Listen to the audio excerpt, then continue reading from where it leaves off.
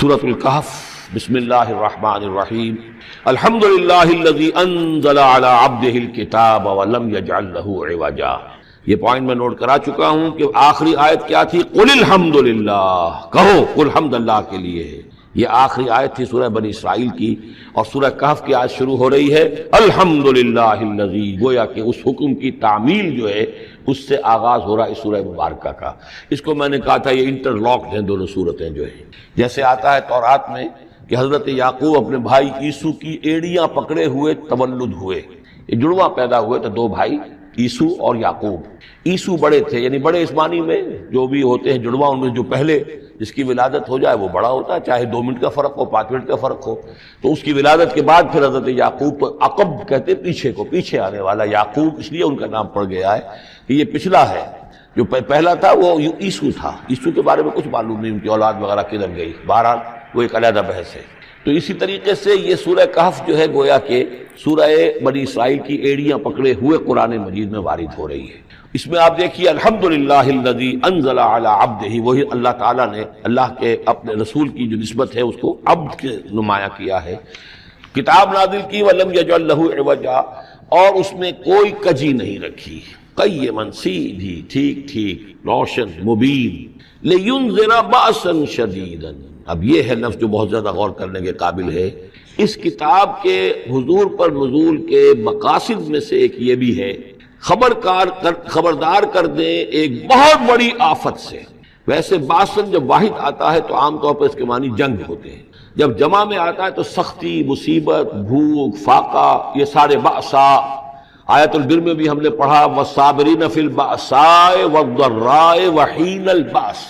بأسا جب جمع میں آیا ہے تو فقر و فاقہ، تکلیف، مصیبت، اور حین الباس جنگ کے وقت۔ تو ان دونوں کو ذہن میں رکھیے، بہت بڑی آفت، بہت بڑی آفت، بہت بڑی آفت۔ ایک تو ہے دجالی فتنے کی، دجال المسیح الدجال جو آنے والا ہے، جس کے بارے میں حدیث میں آتا ہے کہ کوئی نبی اور رسول ایسا نہیں گزرا جس نے اپنی قوم کو دجال کے فتنے سے آگاہ نہ کیا، اور پوری انسانی تاریخ میں دجال کے فتنے سے بڑا کوئی فتنہ نہیں، اور وہ ہر بندہ مومن کے امتحان کے لیے کڑا ترین جو ہے مرحلہ آ جائے گا، سخت ترین امتحان اس کا لیا جائے گا۔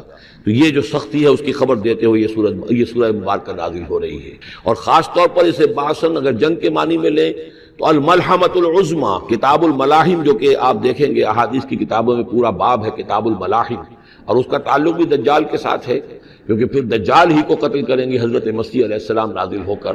تو یہ سارا مسئلہ جو ہے اس کی خبر دینے کے لیے قیما لینذر بأسا شدیدا من لدنہ، گویا کہ یہ جو احادیث کی کتابوں میں آپ کو حدیث کے ابواب ملتے ہیں، چاہے وہ کتاب الفتن ہو اور چاہے وہ کتاب جو ہے آثار قیامہ ہے، اس طرح کے جتنے بھی ہیں، اور کتاب الملاحم ہے، یہ گویا کہ اس کی شرح ہے لینذر بأسا شدیدا من لدنہ، اور یہ ہوگا بھی خاص اللہ کی طرف سے، یہ آزمائش بھی، یہ دجال کا فتنہ بھی، یہ بہت بڑی جنگ بھی، جس کو آرمگڈون کہتے ہیں۔ کرسچین جو ٹریڈیشن ہے اس میں اس کے لیے لفظ ہے آرمگڈون، ایک بہت بڑی جنگ ہوگی۔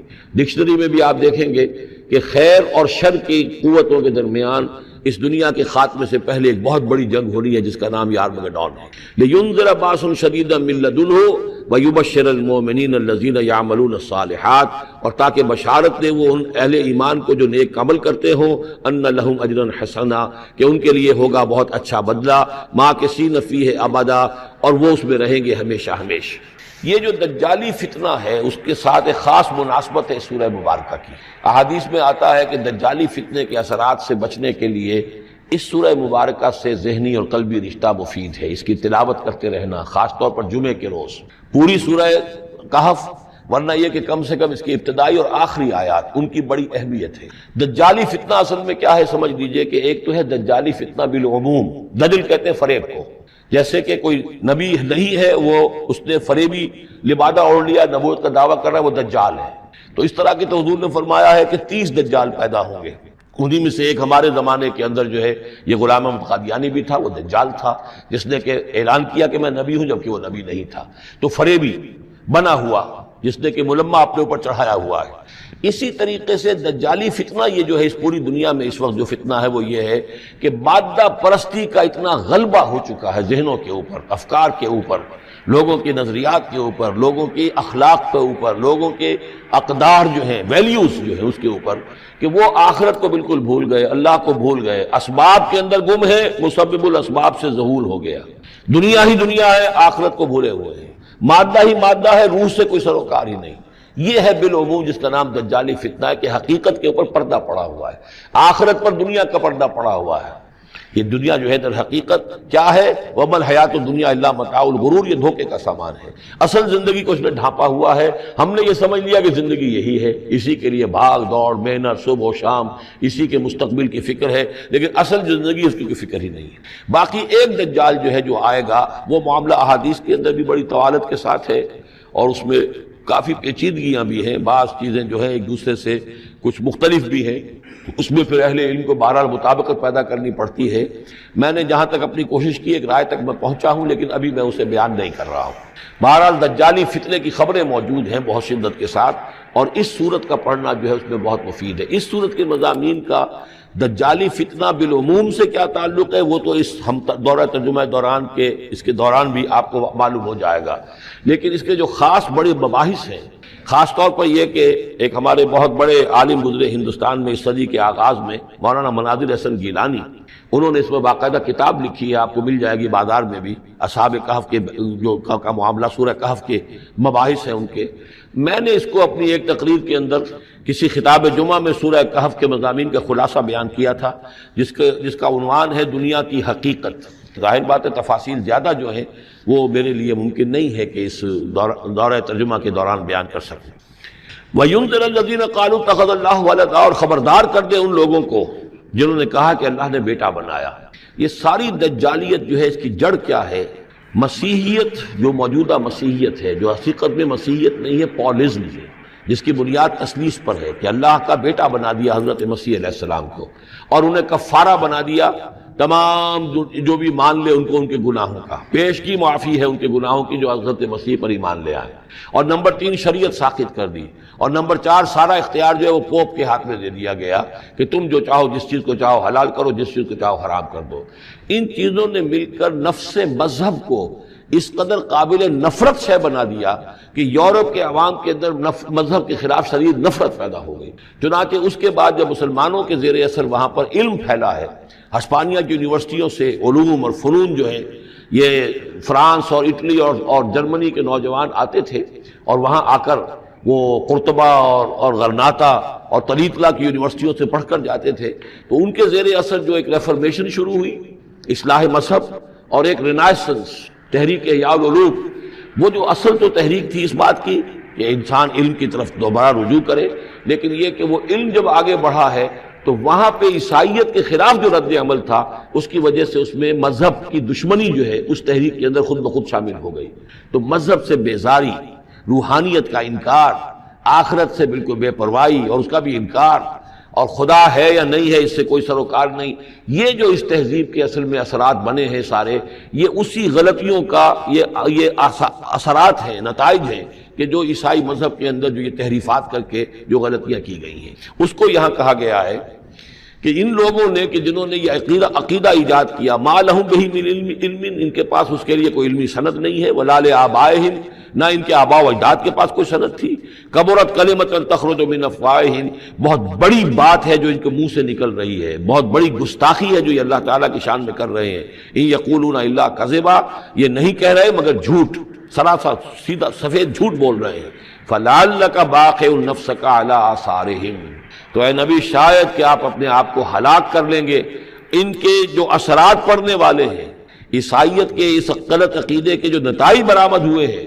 جب یہ نتائج ظاہر ہوں گے تو وہ اتنے سنگین ہوں گے، فلعلک باخع نفسک، کہ ان کے احساس سے اور ان کے ادراک سے شاید کہ آپ اپنے صدمے سے اپنے آپ کو ہلاک کر لیں، ان لم یؤمنوا بہذا الحدیث اسفا، اگر یہ لوگ اس حدیث پر، اس قرآن پر، یہ بات جو بتائی جا رہی اس پر ایمان نہ لائے، اس پر ایمان نہ لائے، اپنے اس غلط عقیدے پر قائم رہے، اس غلط مذہب کو انہوں نے برقرار رکھا، تو اس کا جو رد عمل ہوگا نوع انسانی پر، اور اس سے تاریخ انسانی اور انسانی ثقافت جس غلط رخ پر پڑے گی، جو دجالیت کا فتنہ اسے جنم لے گا، ان تمام چیزوں کے اثرات سے شاید آپ کو اتنا صدمہ ہو کہ فَلَعَلَّكَ بَاخِعٌ نَفْسَكَ عَلَىٰ آثَارِهِمْ إِن لَّمْ يُؤْمِنُوا بِهَٰذَا الْحَدِيثِ أَسَفًا إِنَّا جَعَلْنَا مَا عَلَى الْأَرْضِ زِينَةً لَّهَا، ہم نے زمین کے اوپر جو کچھ ہے اسے اس کا گہنا بنا دیا ہے، بناؤ سنگھار بنا دیا ہے، زینت بنا دیا ہے۔ یہ آپ نوٹ کر لیجئے، لفظ زینت اور زمین میں اس کی زیبائش اور آرائش، یہ اس سورہ مبارکہ کا عمود ہے، یعنی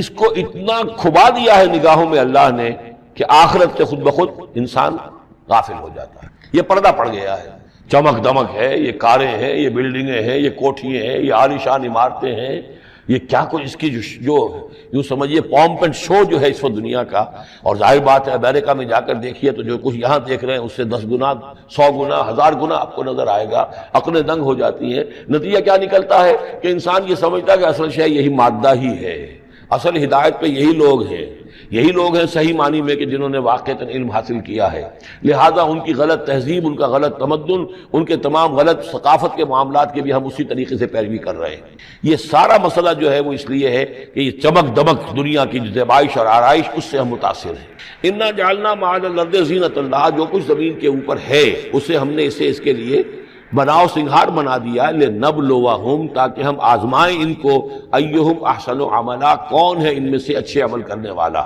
یعنی اب یوں دیکھیے وہ شعر جو ایک ہے، اگرچہ ذرا تھوڑا سا شان باری تعالیٰ کے اعتبار سے تو شاید اتنا مناسب نہ ہو، لیکن یہ کہ مفہوم کو ادا کرتا ہے کہ رخ روشن کے آگے شمع رکھ کر وہ یہ کہتے ہیں ادھر آتا ہے دیکھیں یا ادھر پروانہ جاتا ہے۔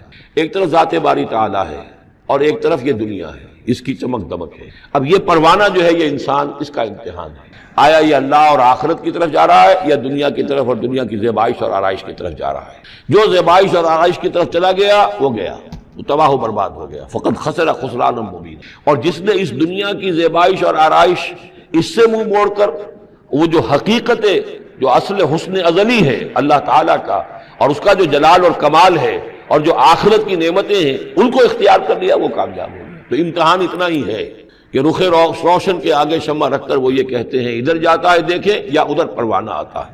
وَإِنَّا لَجَاعِلُونَ مَا عَلَيْهَا صَعِيدًا جُرُزًا، اور یہ کہ جو کچھ بھی اس پر ہے ہم ایک وقت آئے گا کہ اس کو بنا کر رکھ دیں گے جیسے کہ میدان جس میں سے کہ فصل کاٹ لی گئی ہو۔ جب قیامت ہوگی کیا ہوگا یہاں پر اسی زمین کو، نہ یہاں پہ کوئی وہ پہاڑ رہ جائیں گے کوٹ کوٹ کر چپٹی کر دی جائے گی، نہ یہ آپ کے پاس جو ہیں وہ اسکائی اسکریپرز رہ جائیں گے، نہ یہ اعلیٰ شان عمارتیں ہوں گی، کچھ نہیں ہوگا۔ یہ سب برابر ہوگا جیسے کہ کسی کھیت کے اندر فصل کاٹ دی جاتی ہے تو اب وہ پڑا ہوتا ہے ویران۔ وَإِنَّا لَجَاعِلُونَ مَا عَلَيْهَا صَعِيدًا جُرُزًا، ہم اسے کر کے چھوڑیں گے ایسا کھیت کہ جہاں پر چورا پڑا ہوا ہو، صرف بچا کھچا جو ہے وہ اس کا توڑی کا، اور کچھ نہ ہو۔ ام حسبت ان اصحاب الکہف والرقیم کانوا من آیاتنا عجبا، اب یہاں سے اصحاب کہف کی بات شروع ہو رہی ہے، کیونکہ پوچھوایا تھا یہودیوں نے اصحاب کہف کون تھے۔ کیا تم سمجھتے ہو کہ اصحاب الکہف والرقیم، رقیم جو ہے ان کی تختی تھی ایک جس کے اوپر ان کے حالات لکھ کر، جو ان کے ایک جو کہف تھی ان کی غار جو تھی اس کے اوپر لگا دی گئی تھی، تو انہیں اصحاب الکہف بھی کہتے ہیں، اصحاب الرقیم بھی کہتے ہیں، یہ دونوں انہی ایک ہی گروہ کے نام ہیں۔ کیا وہ تمہارے خیال میں ہماری بڑی عجیب آیات میں سے تھا؟ یعنی واقعتاً بات تو غیر معمولی تھی، لیکن حقیقت میں ہمارے ہاں تو ہماری تخلیق میں، ہماری صنائی میں اس سے ہزاروں گنا زیادہ عجیب باتیں ہوتی ہیں۔ ہمارے لیے تو وہ کوئی شے ہے ہی نہیں کسی بھی درجے میں، تم سمجھتے ہو شاید وہ بہت بڑی بات ہے۔ یہ سابق کہف کا جو قصہ ہے، اب میں سمجھتا ہوں کہ پورے وثوق کے ساتھ ہم کہہ سکتے ہیں کہ یہ قصہ کیا تھا۔ دیکھیے جب حضرت مسیح علیہ السلام آئے ہیں تو یہ پورا علاقہ جو ہے فلسطین کا، اور یہاں پہ جو آپ نے تبلیغ کی ہے، تو یہ اس وقت رومن امپائر کا ایک حصہ تھا۔ اگرچہ مقامی طور پر ایک لوکل بادشاہ جو تھا یہودی وہاں پر حکومت کر رہا تھا، لیکن وہ پپٹ تھا، اصل میں تو حکومت جو تھی رومیوں کی، جو رومی تھے بت پرست۔ اور اس کے بعد چونکہ انہوں نے بغاوت کی، حضرت مسیح تو اٹھا لیے گئے سن 30 عیسوی کے آس پاس یا 33 عیسوی کے آس پاس، لیکن اس کے بعد جو ہے ان یہودیوں نے بغاوت کی رومیوں کے خلاف، جس کے نتیجے میں سن 70 عیسوی میں ٹائٹس رومی نے تو ان کی حکومت بھی ختم کی اور بیت المقدس کو برباد کیا، یروشلم کو تباہ کیا، 1,33,000 یہودیوں کو قتل کیا اور ان کو بھیج دیا، نکال دیا وہاں سے باہر۔ اس وقت کا معاملہ یہ ہے کہ اب کوئی اکے دکے جو بھی رہ جاتے تھے یہاں پر، کوئی یہودی یا عیسائی، یہودیوں کو تو نکال دیا، عیسائی رہ گئے، لیکن عیسائیوں پر بھی بہت ظلم ہوتا تھا۔ یہ موحد تھے، حضرت عیسیٰ کے ماننے والے، وہ بت پرست تھے۔ تو اس زمانے میں کہیں بادشاہ کوئی تھا، ڈیسیس یا دقیانوس جس کو کہتے ہیں، اس کے زمانے میں کچھ جو عیسائی تھے حضرت عیسیٰ پر ایمان رکھنے، آج کے عیسائیوں پر قیاس نہ کیجیے، جو نصارہ تھے حضرت عیسیٰ کو ماننے والے جو موحدین تھے، ان میں سے کچھ نوجوانوں کی پیشی ہوئی بادشاہ کے دربار میں۔ انہوں نے کہا کہ تم اپنے نئے دین سے اگر باز نہیں آؤ گے، اتنے دن کی مہلت تمہیں دی جا رہی ہے تو تمہیں سولی چڑھا دیا جائے گا، بس مہلت دی جا رہی ہے، جاؤ غور کر لو، سوچو۔ ان لوگوں نے آ کر سوچا کہ اب نہ تو ہمارے لیے یہ ممکن ہے کہ ہم مقابلہ کر سکیں، چلو کسی غار میں چھپ جاتے ہیں، دیکھیں اللہ تعالیٰ کیا کرتا ہے ہمارے لیے۔ وہ ایک غار میں جا کر چھپ گئے، اور غار میں جا کر چھپے ہیں تو اللہ نے انہیں وہاں پر سلا دیا، موت طاری نہیں کہ سلا دیا۔ اللہ کروٹ بھی بدلواتا رہا، ان کے لیے سارا کچھ بندوبست کیا، اللہ کی قدرت میں تھا۔ حضرت عزیر کو 100 برس کے لیے مار دیا تھا، موت کے بعد ان کو دوبارہ زندہ کر دیا۔ لیکن یہ کہ ان کا معاملہ یہ ہے کہ ان کو وہاں پر جو ہے تقریباً 300 برس یہ وہاں پر پڑے رہے اس غار کے اندر۔ غار کی شکل کچھ خاص ایسی تھی کہ ادھر آنا جانا لوگوں کا تھا ہی نہیں، اور یہ ہے جو موجودہ ترکی کے علاقے میں شہر ایفسس ہے، اس کے آس پاس ہیں اس طرح کے غار، جیسے ایجنٹا کے غار ہندوستان کے مشہور ہیں، ایسے ہی وہاں بھی غاروں کا سلسلہ ہے، اور ہیں بھی وہ ایسے کہ ان کے دہانے جو ہیں وہ ہے شمال کی جانب، تو دھوپ ان میں براہ راست نہیں جاتی، صرف یہ کہ ریفلیکٹڈ لائٹ تو آتی ہے، لیکن یہ کہ براہ راست دھوپ نہیں جاتی، تو ایک طرح کا اندھیرا سا اس کے اندر ٹوائی لائٹ جسے آپ کہہ لیں وہ رہتا ہے سارا دن۔ وہاں پر یہ 300 برس تک سوتے رہے۔ اس 300 برس کے عرصے میں یہ ہوا کہ رومن امپائر جو ہے اس نے خود عیسائیت اختیار کر لی۔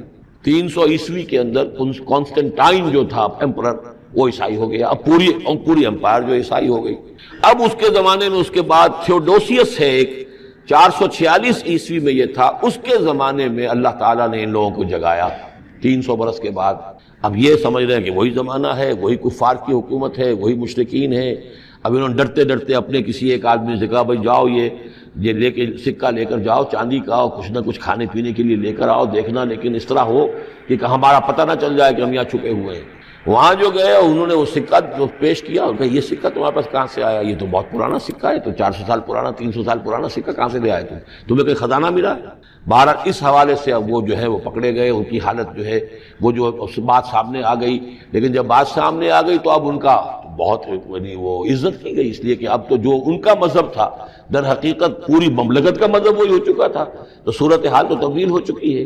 پھر یہ کہ اس کے بعد تفصیل معلوم نہیں ہے کہ غالباً وہ جا کر اپنی اسی غار میں وہ سو گئے ہیں، یا دوبارہ اللہ نے ان پر وہیں پر موت طاری کر دی ہے، اس کا دروازہ بند کر کے اور اس پر ایک تختی لگا دی گئی ہے۔ یہ اصحاب کہف ہے۔ گبن کی جو ہے decline and fall of Roman empire, اس میں بھی یہ 7 سلیپرز، 7 سونے والے، ان کی کہانی موجود ہے۔ یہ چیز جو ہے گویا کہ رومن لٹریچر کے اندر موجود تھی، اس کا جو ذکر موجود تھا، اور قرآن مجید میں یہ امتحاناً سوال کیا گیا حضور سے، تو اس کا جواب دیا گیا کہ یہ 300 برس تک کچھ لوگوں کو سلا دینا یہ اللہ تعالیٰ کے نزدیک تو کوئی بڑی بات نہیں ہے، تمہارے نزدیک ام حسبت ان اصحاب الکہف والرقیم کانوا من آیاتنا عجبا اذ ابى الفتية الى الکہف، جبکہ وہ نوجوان آئے اپنے اس غار میں، فقالوا، اور انہوں نے کہا ربنا آتنا من لدنک رحمتا، پروردگار اب خاص اپنے خزانہ فضل سے ہمارے لیے رحمت کا بندوبست فرما، وہیئ لنا من امرنا رشدا، اور ہمارے لیے ہمارے معاملے کے اندر جو ہے وہ کوئی عافیت کا بندوبست فرما، فضربنا علی آذانہم، تو ہم نے تھپکی دے دی ان کے کانوں پر، فی الکہف سنین عددا، اسی وہ غار کے اندر جو ہے وہ سوتے رہے کئی سال۔ ابھی یہاں اس بات کو نہیں چھیڑا کتنے سال، سنین عددا، متعدد سال وہ سوتے رہے۔ ثم بعثناہم، پھر ہم نے انہیں اٹھایا، لنعلم ای الحزبین احصیٰ لما لبثوا امدا، تاکہ ہم دیکھیں کہ 2 گروہوں میں سے کس کو صحیح معلوم ہے کہ کتنے عرصے وہ وہاں رہے تھے۔ اس کا ذکر آگے آ جائے گا 2 گروہوں سے مراد کیا ہے۔ اور تیسری اہم ترین آیات کیا ہے؟ آیات قرآنیہ۔ ان تینوں میں گہرا ربط ہے، آیات آفاقی، آیات انفسی، آیات قرآنی۔ ان میں تدبر کے ذریعے، غور و فکر کے ذریعے انسان ایمان حاصل کرے، یہ ٹاپ کا ایمان ہے، یہ انٹلیکچوئلز کا ایمان ہے، یہ صدیقین کا ایمان ہے۔ نمبر 2، ایک ایمان ہے عوام کے لیے، اس کے 2 راستے ہیں۔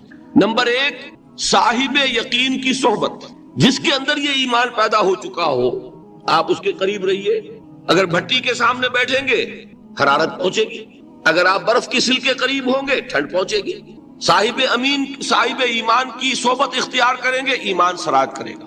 یہ ہے عوام کے لیے صحبت، کونوا مع الصادقین، ان کی صحبت اختیار۔ تیسرا ذریعہ ہے جو ہمارے لیے خاص طور پر جو مسلمان پیدا ہوئے ہیں، اب ایک بچہ ہے 7 سال کا، آپ نے نماز پڑھنے کی عادت ڈال دی، پڑھ رہا، اگرچہ غیر شعوری عمر سے شروع کر دیا، اس کو روزہ رکھتا ہے، 9 برس کا ہو گیا روزہ رکھنا شروع کیا۔ یہ اعمال جو ہیں ان سے بھی ایک یقین پیدا ہوتا ہے، جیسے یقین سے عمل پیدا ہوتا ہے ایسے ہی عمل سے بھی یقین پیدا ہوتا ہے۔ جب مداومت کرتے رہیں گے اس پر تو اس سے بھی ایک یقین کی کیفیت انسان میں پیدا ہو جاتی ہے۔ سورہ حجرات میں جو بحث آئی ہے اس کے آخر میں یہی ہے کہ اے نبی، یہ بدو جو دعوے دار ہیں ایمان کے، یہ آپ پر احسان دھر رہے ہیں، یمنون علیک ان اسلموا قل لا تمنوا علی اسلامکم بل اللہ یمن علیکم ان ہداکم للایمان ان کنتم صادقین۔ یہ آپ پر احسان دھر رہے ہیں کہ ایمان لے آیا، نبی ان سے کہیے مجھ پر اپنے ایمان کا کوئی احسان نہ دھرو، اپنے اسلام کا، بلکہ اللہ تم پر احسان دھرتا ہے کہ اس نے تمہیں ایمان کے راستے پر ڈال دیا ہے۔ جب اسلام پر آ گئے ہو تو عمل کرتے رہو گے، ان تطیعوا اللہ ورسولہ، اگر عمل کرتے رہو گے تو اس عمل کے ذریعے سے بھی تمہارے اندر ایمان پیدا ہو جائے گا۔ تو یہ 3 راستے ذہن میں رکھیے، جو عوام ہے غور و فکر، سوچ بچار، اس کی صلاحیت نہیں یا مواقع نہیں، ان کے لیے یہ 2 راستے ہیں، یقین بذریعہ عمل اور یقین بذریعہ صحبت۔ یہاں سے اٹھا رہے ہیں لوگوں کو، بار بار یہیں آ جاتے ہیں، آپ یادو یہاں پر لیکن ان کو دقت ہوتی، یہاں پہ کوئی صاحب پہلے سے روک دیا کرے نا، جو بعد میں گڑبڑ ہوتی ہے۔ کئی بار ہیں۔ تو ایک ایمان ہے انٹلیکچوئلز کا، صدیقین کا، جن کو قرآن کہتا ہے اولو الالباب الذین یعقلون ان فی خلق السماوات والارض واختلاف اللیل والنہار لآیات لأولی الالباب، ہوش مندوں کے لیے، عقل مندوں کے لیے، غور و فکر کرنے والوں کے لیے، اصحاب دانش و بینش کے لیے ہماری کائنات میں ہماری نشانیاں ہیں، غور کرو اور ہمیں پہچانو، خود اپنے اندر جھانکو اور ہمیں پہچانو، اور ہماری آیات جو ہیں ہمارے کلام کی، اس کی آیات جو ہیں ان میں وہ ایمان رچا بسا ہوا ہے، ان پر غور کرو، غوطہ زنی کرو، قرآن میں ہو غوطہ زن ہے مرد مسلمان۔ یہ ہے ٹاپ کا ایمان، یہ ہے اصل وہ ایمان کہ جو مطلوب ہے۔ اب باقی حضرات جو ہیں ان کے قریب رہیں گے، ایمان حاصل کر لیں گے، اور جو اعمال اللہ نے بتائے ہیں ان پر عمل کرتے رہیں گے، ایمان حاصل۔ اب دوسری بات کی طرف آئیے، نفاق سے کیسے بچا جائے، اس کے لیے بھی 3 عمل ہیں۔ پہلی چیز، اور 2 چیزیں تو وہ ہیں کہ جو سورہ منافقون ہی کے دوسرے رکوع میں بیان ہوگی۔ پریونشن کیسے ہوگی، بچو گے کیسے؟ دوام ذکر، اللہ کو یاد رکھو، یا ایھا الذین آمنوا لا تلہکم اموالکم ولا اولادکم عن ذکر اللہ ومن یفعل ذلک فاولئک هم الخاسرون۔ دل کو غفلت میں مت آنے دو، دل غافل ہوگا شیطان کا ڈیرا بن جائے گا۔ وہ دوام ذکر میں، البتہ یہ ذہن میں رکھیے کہ دوام ذکر کا ذریعہ کیا ہے، اس میں مغالتے ہیں لوگوں کو۔ جو سب سے بڑا ذکر ہے اس کو بھولے ہوئے ہیں، اور جو تیسرے چوتھے نمبر کا ذکر ہے اس کو سمجھ بیٹھے ہیں کہ بس یہی ذکر ہے۔ سب سے بڑا ذکر، مجسم ذکر قرآن ہے۔ الذکر انا نحن نزلنا الذکر وانا له لحافظون۔ وہ الذکر کون سا ہے؟ قرآن۔ اسی کو فرمایا، میں نے وہ آیت سنائی تھی کہ لوگ تنزیہ کہتے تھے، یا ایھا الذی نزل علیہ الذکر انک لمجنون، حضور سے مخاطب ہو کر کہتے ہیں فلاں جس کے اوپر کے اس کے خیال کے مطابق ذکر نازل ہوا ہے، ہم تو تمہیں پاگل سمجھتے ہیں۔ وہاں بھی لفظ کیا ہے؟ الذکر۔ تو معلوم کیا ہوا؟ انا انزلنا الیک الذکر لتبین للناس ما نزل الیہم، یہ الذکر ہے۔ تو اس سے بڑا ذکر کوئی نہیں۔ تلاوت قرآن، تدبر قرآن، غور و فکر قرآن کا، قرآن کو یاد کرنا۔ اس پر میرا کتاب چاہے مسلمانوں پر قرآن مجید کے حقوق، اب تو یہاں شاید کوئی کتاب موجود نہیں رہی ہے، بہرحال اگر آپ کو ضرورت ہوتی ہے پاکستان سے منگا لیتے ہیں، ہر شے پڑھیے، انشاءاللہ آ جائے گی چیز۔ نمبر 2 ذکر کیا ہے؟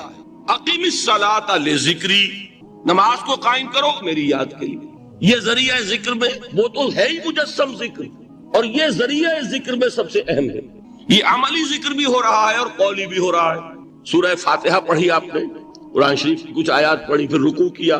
یہ رکوع جو ہے یہ آپ کا عملی ذکر ہے کہ آپ نے اپنے وجود سے اللہ کی عظمت کو تسلیم کیا، پھر آپ سجدے میں گرے، یہ آپ کا عملی ذکر ہے کہ اپنے وجود سے آپ نے اللہ کی عظمت کو اور تسلیم کیا۔ تیسری چیز ہے مسنون دعائیں اور مسنون اذکار، جو حضور سے ثابت۔ ہمارے ہاں کیا ہو گیا، مجھے فلاں بزرگ نے یہ چیز بتائی ہے، وہ تو پڑھتے چلے جا رہے ہیں، نہ قرآن سے دلچسپی، نہ اذکار مسنونہ سے دلچسپی، ادعیہ معصورہ۔ آپ غور کریں گے کہ زندگی کے ہر عمل کے لیے حضور کی دعا موجود ہے۔ صبح اٹھے دعا ہے، آنکھ کھلتے ہی بیت الخلاء میں داخل ہونے لگے دعا ہے، نکلے دعا ہے، وضو کرنے بیٹھے دعا ہے، فارغ ہوئے دعا ہے، مسجد کے لیے گھر سے نکلے دعا ہے، مسجد میں داخل ہوئے دعا ہے، مسجد میں تو ہے ہی ذکر، نماز ہے، تلاوت ہے، باہر نکلے دعا ہے، گھر میں داخل ہونے لگے پھر دعا ہے، سواری پر سوار ہو رہے ہیں۔ قرآن حکیم نے بھی سورہ آل عمران کے آخری رکوع میں ذکر کو سب سے پہلے اور سب سے اہم عامل کی حیثیت سے شمار کیا ہے۔ چنانچہ اس کی پہلی آیت جو ہے سورہ آل عمران کے آخری رکوع کی، اس میں تو وہی مضمون جو میں بیان کر چکا وہ آیا ہے، ان فی خلق السماوات والارض واختلاف اللیل والنہار لآیات لأولی الالباب۔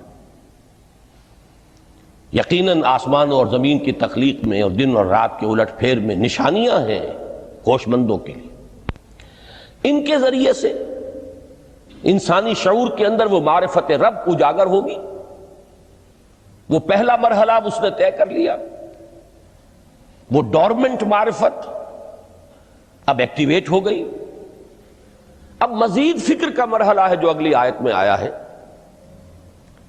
الذین یذکرون اللہ قیاما وقعودا وعلی جنوبہم ویتفکرون فی خلق السماوات والارض ربنا ما خلقت ھذا باطلا سبحانک فقنا عذاب النار۔ یعنی تفکر جو ہے ویتفکرون فی خلق السماوات والارض، وہ تفکر کرتے ہیں، غور و فکر کرتے ہیں آسمان اور زمین کی تخلیق میں، لیکن اس تفکر کے ساتھ لازماً ذکر، اور ذکر مدام، ذکر بھی وہ کہ جو مستقل ہو، ہر حالت میں ہو۔ الذین یذکرون اللہ قیاما وقعودا وعلی جنوبہم، وہ لوگ کہ جو اللہ کو یاد رکھتے ہیں، اللہ کا ذکر کرتے ہیں، کھڑے ہوئے بھی، بیٹھے ہوئے بھی، اور اپنے پہلوؤں کے بل یعنی لیٹے ہوئے بھی۔ اب ان تین کے سوا تو کوئی پوزیشن انسان کی نہیں ہے، اسی کا نام ہے دوام ذکر۔ اور اس کے ساتھ اگر وہ تفکر کرتے ہیں تو ان کا فکر اگلی منزل تک پہنچتا ہے۔ تو پہلی شے تھی فکر انسانی کی صحیح رخ پر مزید پیش قدمی اور پیش رفت، اور اس کے لیے لازم ہے ذکر و فکر کا امتزاج۔ دوسری چیز کو لیجئے عمل کی درستی۔ اس عمل کی درستی کے لیے اللہ تعالیٰ کے ساتھ ایک گہرے تعلق کی ضرورت ہے، اس لیے کہ صبر کی بحث میں یہ مضامین شاید آپ کے سامنے آ گئے ہوں کہ صبر، جہاں مصیبت پر صبر ہوتا ہے، تکلیف پر صبر ہوتا ہے، اللہ کے احکام پر جمنا یہ بھی صبر ہے، نفس کی خواہشات کی باغ کو تھام کر رکھنا، کھینچ کر رکھنا یہ بھی صبر ہے، اور استقامت کسی شے پر قائم رہنا یہ بھی صبر ہے۔ تو عمل صحیح پر استقامت کے لیے وَاصْبِرْ وَمَا صَبْرُكَ إِلَّا بِاللَّهِ، اس صبر کی سب سے اہم جو بنیاد ہے، اس کا جو سب سے بڑا ذریعہ ہے، اس کا جو سب سے بڑا سہارا ہے، وَمَا صَبْرُكَ إِلَّا بِاللَّهِ، اس کے لیے ضرورت ہے ایک گہرے تعلق کی کہ اللہ کے ساتھ ایک ایسا تعلق برقرار رہے جو نہ صرف گہرا ہو بلکہ دائم و قائم ہو، مسلسل۔ ذرا ذہول ہوگا تعلق مع اللہ میں، ذرا کمی آئے گی، شیطان کا وار کاری ہو جائے گا۔ اسی کو حضور نے حدیث میں یوں تعبیر کیا ہے تمثیلاً کہ جو دل اللہ کی یاد سے غافل ہے، اس پر فارسی کا وہ مقولہ بھی ہے کہ خانہ خالی را دیو می گیرت، گھر خالی رہے تو جنات اس پر دیو جو ہے آ کر قبضہ جما لیتے ہیں۔ تو خانہ قلب جو ہے اگر یاد خدا بندی سے خالی ہو گیا تو شیطان ابلیس لعین اپنی تھوتھنی ٹکا دیتا ہے، یہ لفظ آتا ہے سور کے منہ کے لیے تھوتنی، جس طرح اس کا نکلا ہوا سا منہ ہوتا ہے آگے، تو یہ لفظ استعمال کیا گیا کہ وہ اپنی تھوتنی انسان کے دل پر جما کر اور پھوکے مارنی شروع کر دیتا ہے۔ تو شیطان کو موقع ہی تب ملتا ہے جب انسان کے تعلق مع اللہ کے اندر کمی ہو، وہ خانہ بالکل خالی ہو گیا ہو یا اتنا ضعیف ہو گیا ہو کہ کل عدم ہو جائے، گویا کہ نہیں۔ تیسری چیز کی طرف آئیے، روحانی ترقی۔ روحانی ترقی کے لیے میں ایک اصطلاح کے سامنے لا رہا ہوں، اس سے مراد کیا ہے؟ روحانی ترقی کے لیے ہماری دینی اصطلاح ہے تقرب الی اللہ، اللہ سے قریب تر ہوتے چلے جانا۔ اس پر میرا ایک کتابچہ بھی ہے، تقرب الی اللہ کے 2 مدارج، 2 درجے، جو در حقیقت ایک حدیث نبوی علیہ الصلاۃ والسلام ہی پر مبنی ہے کہ حضور نے ایک درجہ قرار دیا ہے تقرب بالفرائض، فرائض کے ذریعے سے انسان اللہ کا قرب حاصل کرے۔ ایک ہے تقرب بالنوافل، نوافل کے ذریعے سے اللہ کا قرب حاصل کرے۔ ان میں کیا نسبت و تناسب ہے، اہمیت کے اعتبار سے کون بڑھ کر ہے، بلندی کے اعتبار سے کون بڑھ کر ہے، یہ تمام مسائل میں نے اپنی اس تقریر میں بیان کیے تھے جو اس کتابچے میں شائع ہوئی ہے۔ اس وقت میں اس کی تفصیل میں نہیں جا رہا، صرف یہ تذکرہ اس لیے کر رہا ہوں کہ جن کو بھی خواہش ہو جائے وہ اس کا مطالعہ کرے۔ ہماری اس وقت کی گفتگو سے وہ کتابچہ اس جگہ پر منسلک ہوگا۔ تو تقرب الی اللہ، یہ تقرب کوئی فزیکل فینومینن نہیں ہے، جسمانی یا مادی مسئلہ نہیں ہے۔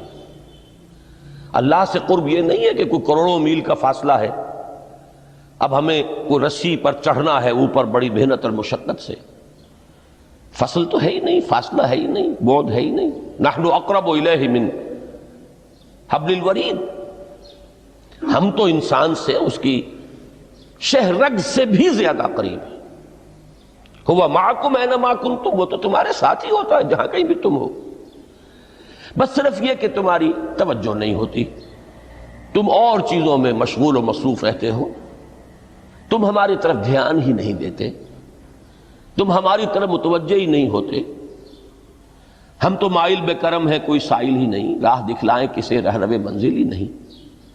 انسان جب متوجہ ہو جاتا ہے اور بڑھتا ہے، آگے پیش قدمی کرتا ہے روحانی اعتبار سے، تو یہ ہے در حقیقت تقرب الی اللہ، اور اسی کو ہم کہیں گے روحانی ترقی۔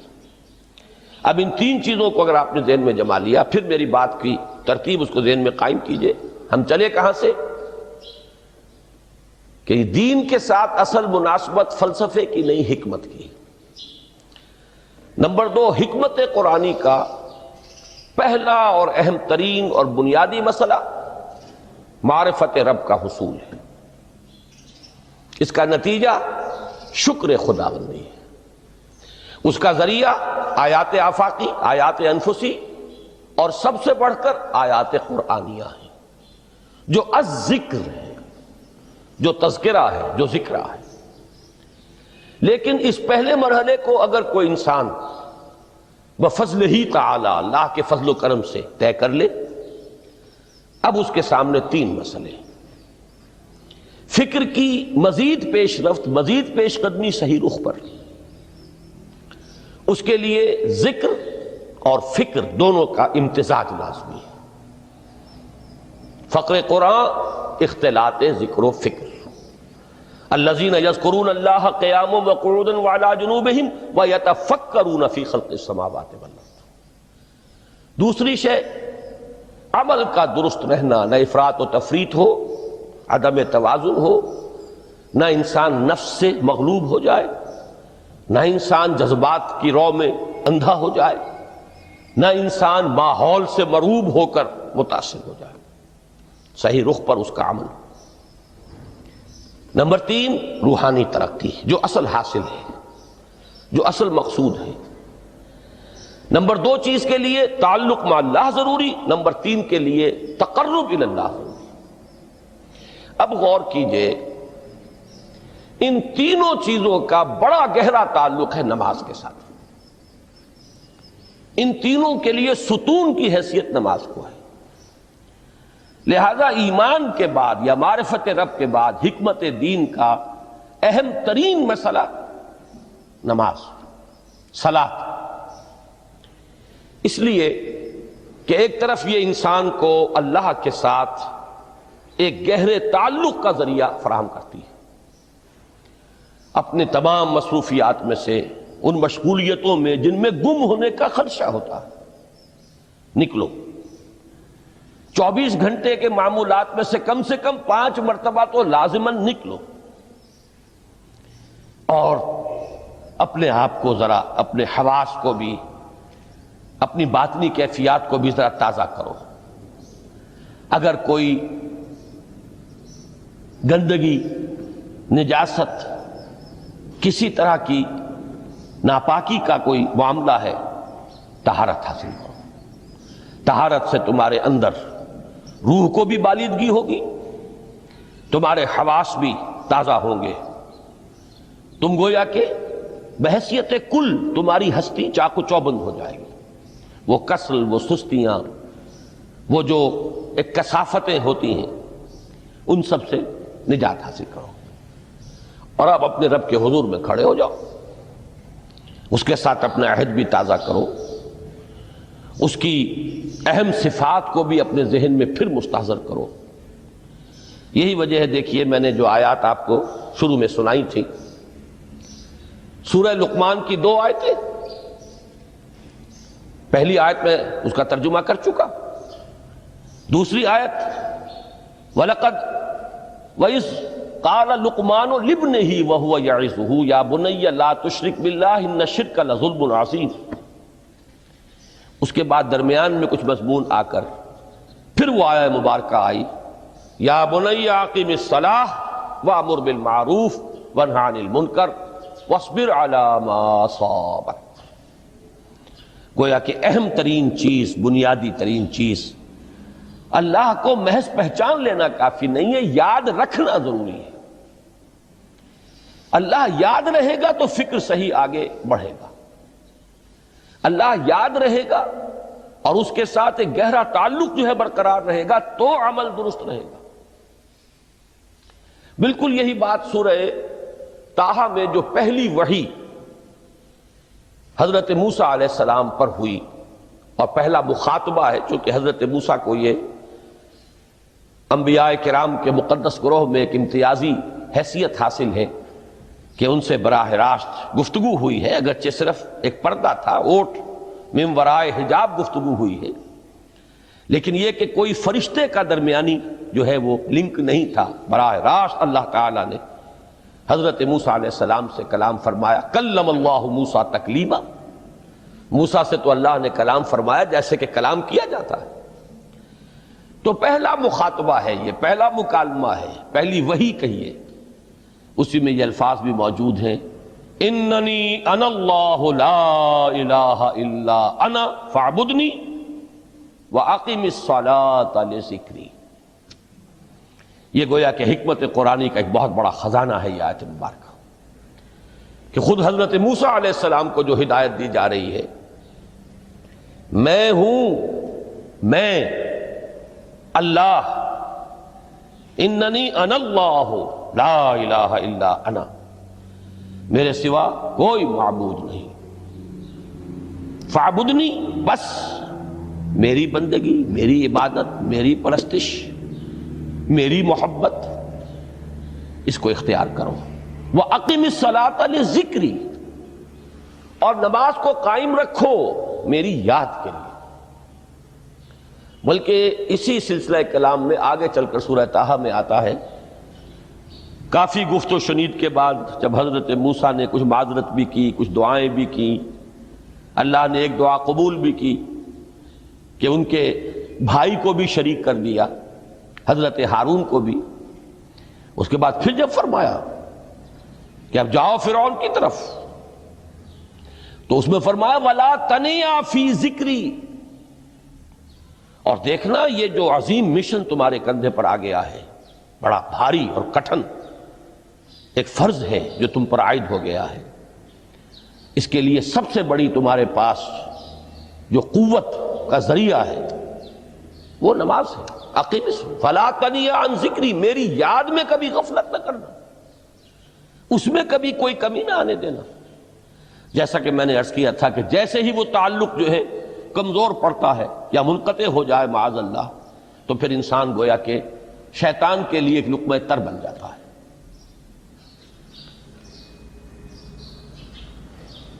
اب آپ غور کیجئے، تیسری شے تقرب الی اللہ،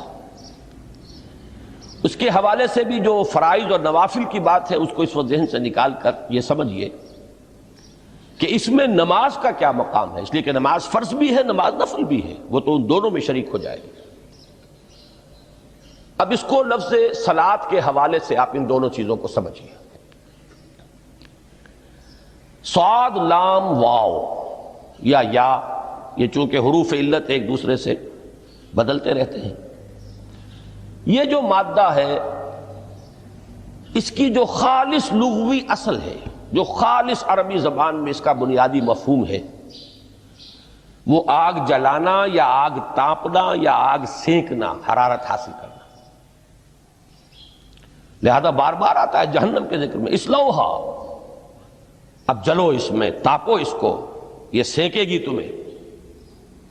بلکہ تفتلون کا لفظ آیا ہے حضرت موسیٰ کے کلام میں، جب وہ گئے تھے کوہ طور پر، جب پہنچ گئے تو تھے آگ تک کی تلاش میں، لعلکم تفتلون، تو اپنے اہل خانہ سے یہی کہا تھا کہ مجھے کہیں وہ روشنی نظر آ رہی ہے، غالباً کوئی وہاں سے آگ مل سکے گی، ورنہ یہ کہ کوئی رہنمائی کو رستہ مجھے مل سکے گا، میں وہ آگ لے آؤں گا، کوئی چنگاری وہاں سے لے آؤں، لعلکم تفتلون، تاکہ تم، اب یہ اصطلاح در حقیقت باب افتعال ہے، اور یہ تے یہاں پر توئے کی شکل اختیار کر گئی، تا نے توبن کی صورت اختیار کی صاد کی وجہ سے۔ بہرحال اس کا سب سے بنیادی مفہوم جو ہے وہ ہے تاپنا، سکائی حاصل کرنا، حرارت۔ اس کے حوالے سے سمجھ لیجئے کہ سب سے بنیادی تعلق اس کا جو ہے وہ روح کے ساتھ ہے۔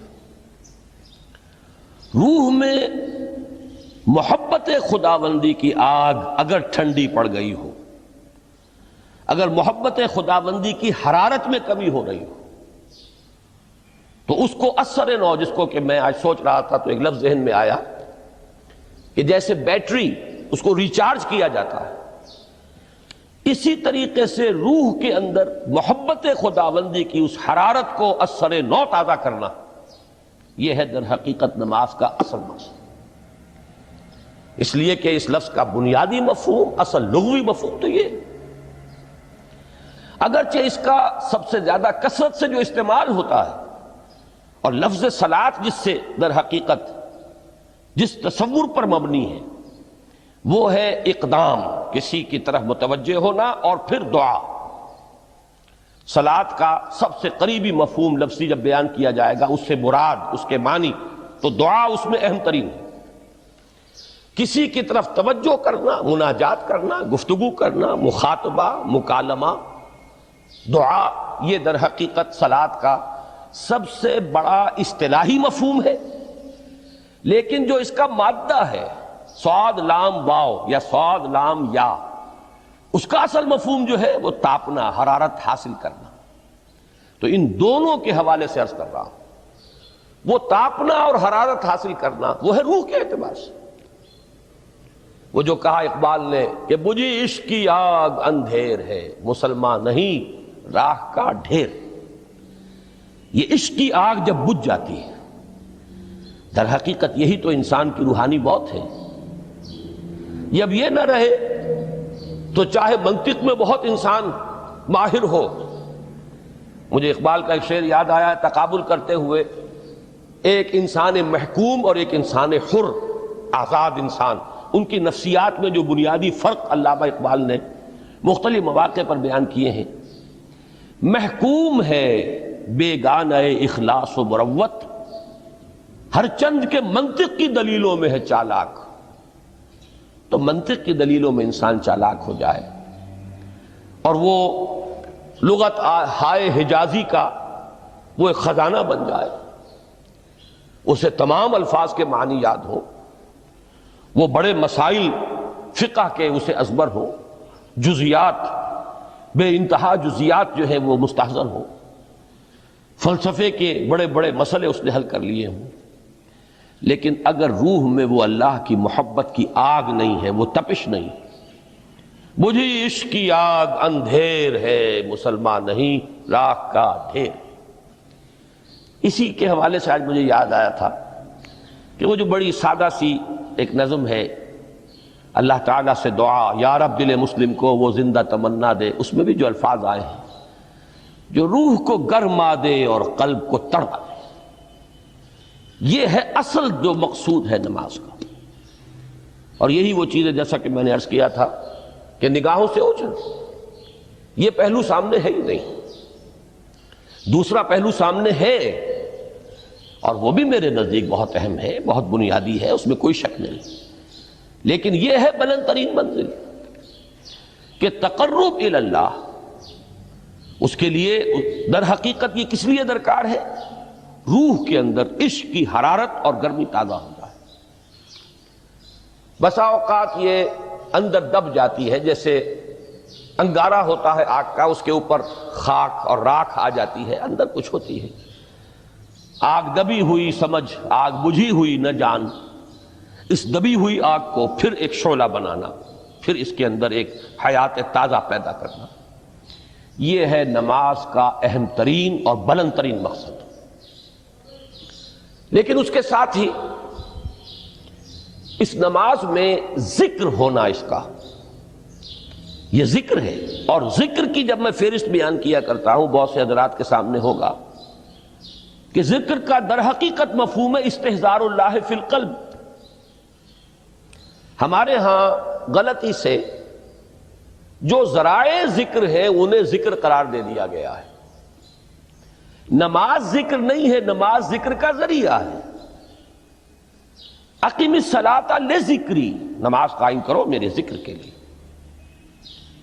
یہ اللہ اللہ کہنا یا ادعیہ معصورہ جو حضور صلی اللہ علیہ وسلم کی مسنون دعائیں ہیں، انہیں اپنے تمام معمولات دنیاوی کے ساتھ ساتھ ان دعاؤں کو بھی انسان پڑھتا رہے، اللہ سے دعا کرتا رہے، یہ تمام ذرائع ذکر ہیں۔ سبحان اللہ الحمدللہ الحمدللہ، اس کا آپ ورد کیجئے، یہ بھی ذریعہ ذکر ہے۔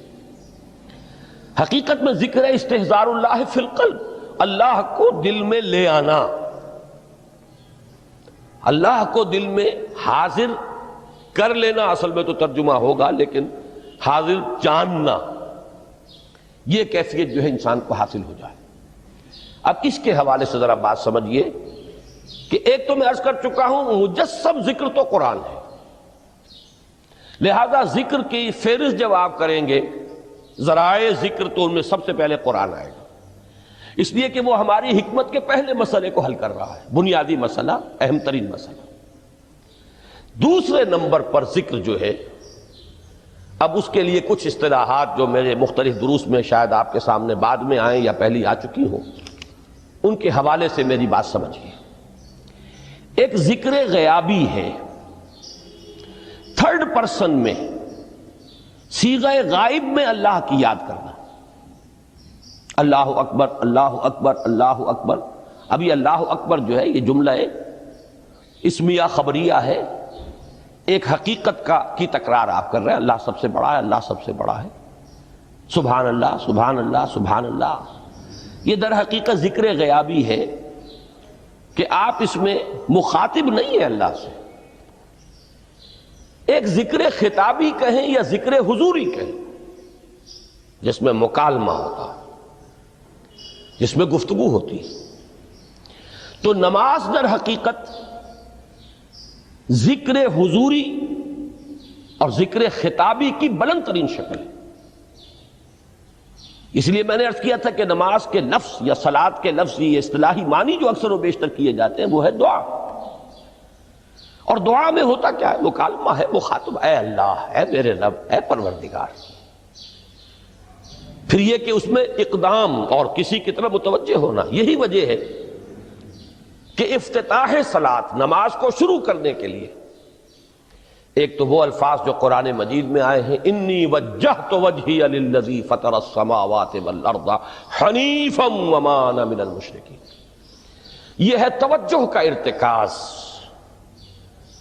بشرطے کہ یہ صرف الفاظ ہی نہ نکل رہے ہوں، واقعتاً یہ تعبیر ہو اس وقت کی انسان کی نفسیاتی کیفیت کی، کہ شعوری طور پر وہ فیصلہ کرتا ہے کہ اب میں منقطع ہو رہا ہوں، ہر چہار طرف سے اپنی توجہ کو ہٹا کر، ہر مسئلے سے اپنے آپ کو خالی و ذہن کر کے، یعنی ظاہری اور باطنی دونوں اعتبار سے میں اپنی توجہ کا ارتکاز کر رہا ہوں اس ذات کی طرف جس نے آسمانوں اور زمین کو پیدا کیا، اور بالکل یکسو ہو کر رہا ہوں۔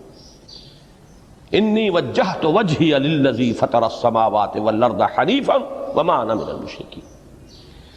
اور دوسری وہ جو دعا جس سے ہم افتتاح کرتے ہیں اپنی نماز کا، دیکھیں اس میں خطاب کا کس قدر اہتمام، وہاں سبحان اللہ نہیں ہے، سبحانک اللہم، پاک ہے تو اے رب ہمارے، وبحمدک وتبارک اسمک وتعالی جدک۔ اب آپ غور کر رہے ہیں، یہ ہے تخاطب، براہ راست مخاطب ہونا ہو رہی ہے۔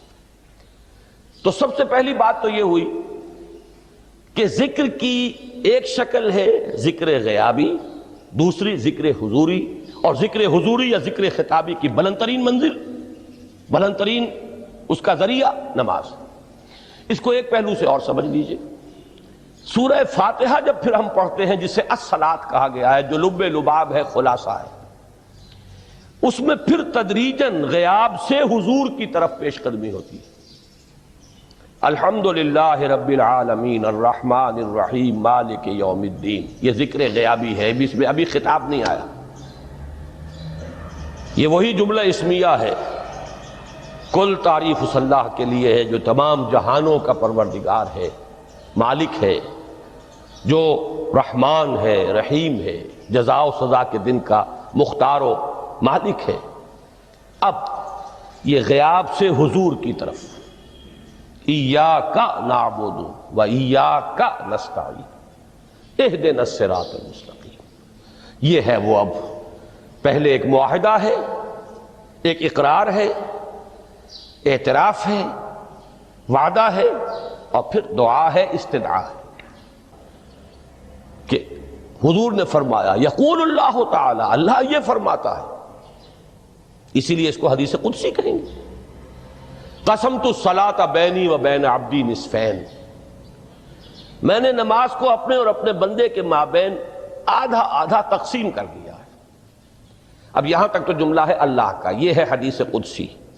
اب آگے جو ہے نریشن اس کی جو ہے حضور صلی اللہ علیہ وسلم کی جانب سے ہے، یعنی خبر دے رہے ہیں وہ اللہ کی طرف سے ہی، ویسے تو تمام احادیث ہی گویا کہ ہم سمجھتے ہیں انسپائرڈ تو اللہ کی طرف سے ہی ہے، لیکن یہ کہ جہاں صراحت ہو کہ اللہ کہتا ہے وہ حدیث قدسی ہے۔ تو یقول اللہ تعالی قسمت الصلاۃ بینی و بین عبدی نصفین، یہاں تک تو حدیث قدسی ہے۔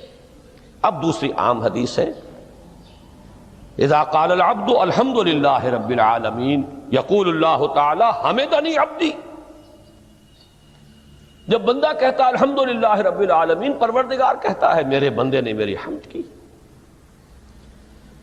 جب بندہ کہتا ہے الرحمن الرحیم، پروردگار فرماتا ہے ثنا علی عبدی، میرے بندے نے میری ثنا کی، بڑی تعریف کی۔ جب بندہ کہتا ہے مالک یوم الدین، اللہ فرماتا ہے مجدنی عبدی، میرے بندے نے میری بڑی بزرگی بیان کی ہے، تمجید کی ہے۔ پھر جب بندہ کہتا ہے ایاک نعبد و ایاک نستعین، اللہ فرماتا ہے ھذا ما بینی و بین عبدی ولعبدی ما سأل، یہ ہے میرے اور میرے بندے کے درمیان۔ یہ تو معاہدہ ہے نا، معاہدے میں تو دو فریق جکڑے جاتے ہیں، بند جاتے ہیں، یہ میرے اور میرے بندے کے درمیان ہے، اور میرے بندے نے جو طلب کیا میں نے دیا، اس لیے کہ اس میں طلب بھی تو ہے، ایاک نستعین، تیری مدد چاہتے ہیں، یہ طلب ہے، اسی کی شرح ہے جو اب آخری تین آیتیں ہیں، پروردگار ہم تیری مدد چاہتے ہیں، پروردگار ہم تیری ہی بندگی کرتے ہیں اور کریں گے، اور تیری ہی مدد چاہتے ہیں، چاہیں گے۔